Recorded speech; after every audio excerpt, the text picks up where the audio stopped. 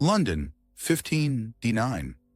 The crowds gather at the newly built Globe Theatre, their excited chatter filling the air. Above them, a flag waves in the breeze, the signal that a play is about to begin. This is Shakespeare's world, but his story began 35 years earlier in a market town called Stratford-upon-Avon. On a spring day in 1564, William Shakespeare entered the world in a half-timbered house on Henley Street. His father, John, was a glovemaker and important town official. His mother, Mary Arden, came from a wealthy farming family. Young William would have grown up surrounded by the sights and sounds that would later fill his plays. The Forest of Arden, the bustling marketplace, and the River Avon flowing past his door. At the King's New School, young William studied Latin and Greek, immersing himself in classical literature and rhetoric. These early lessons would later shape the magnificent language of his plays, though he would become famous for writing not in Latin, but in the common tongue of English. But Shakespeare's path to becoming the world's most celebrated playwright wasn't straightforward. At 18, he married Anne Hathaway, who was 8 years his senior. Within 6 months, their first child, Susanna, was born. Twins Hamlet and Judith followed 2 years later. But by his mid-20s, Shakespeare had left his family behind in Stratford and made his way to London. The London of the 1580s was a city of extremes, magnificent wealth alongside grinding poverty, elegant courtiers passing filthy beggars in the streets. The city was alive with theater, despite the Puritan authorities who considered playhouses dens of vice. Shakespeare joined an acting company called the Lord Chamberlain's Men, first as an actor, then as their principal playwright.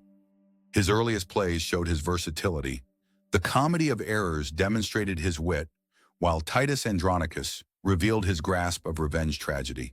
But it was with Romeo and Juliet that Shakespeare truly found his voice.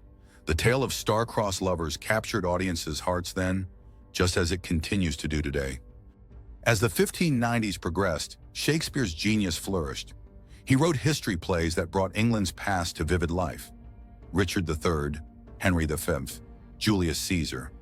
His comedies like A Midsummer Night's Dream and Much Ado About Nothing blended romance, humor, and poetry. And then came the great tragedies, Hamlet, Othello, King Lear, Macbeth, plays that probed the darkest corners of the human soul. To be or not to be, that is the question. These words from Hamlet have echoed through centuries, speaking to generation after generation about the fundamental questions of existence. Shakespeare's genius lay not just in his plotting or his poetry, but in his profound understanding of human nature. His success brought wealth and status. The Lord Chamberlain's Men became the King's Men under James I's patronage. Shakespeare purchased New Place, the second largest house in Stratford. But success came with personal tragedy. In 1596, his only son Hamlet died at age 11.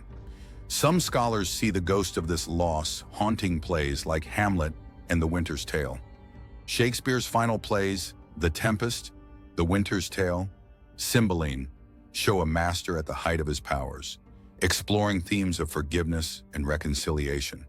In The Tempest, often considered his farewell to the stage, the magician Prospero breaks his staff and drowns his book, just as Shakespeare would soon lay down his quill.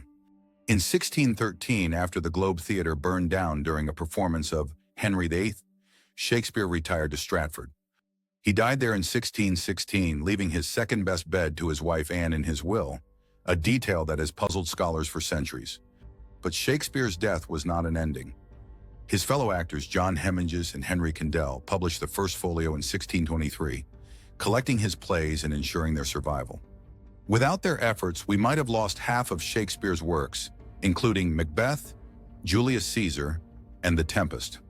Today, Shakespeare's influence is everywhere. His plays are performed in every country, translated into every major language. His words have become part of our daily speech. Break the Ice, Wild Goose Chase, Heart of Gold, all coined by Shakespeare. His stories have been adapted countless times, from West Side Story to The Lion King. More than 400 years after his death, Shakespeare remains our contemporary. In his plays, we see ourselves, our loves, our jealousies, our ambitions, our fears. Whether it's Hamlet's indecision, Macbeth's ambition, Othello's jealousy, or Romeo and Juliet's passion, Shakespeare shows us what it means to be human. Back in Stratford-upon-Avon, Shakespeare's birthplace still stands. Tourists from around the world walk the same streets he walked, see the same river flow past. In London, the rebuilt Globe Theatre still presents his plays as they would have been seen in his time. Standing in the yard or sitting in the galleries, audiences still laugh, cry, and gasp at words written 4 centuries ago. Perhaps Shakespeare's greatest achievement was not just writing for his time, but for all time. As his friend and rival Ben Jonson wrote, he was not of an age, but for all time. In his 52 years, this Glover's son from Stratford created works that would become the pinnacle of English literature and a testament to the power of human creativity.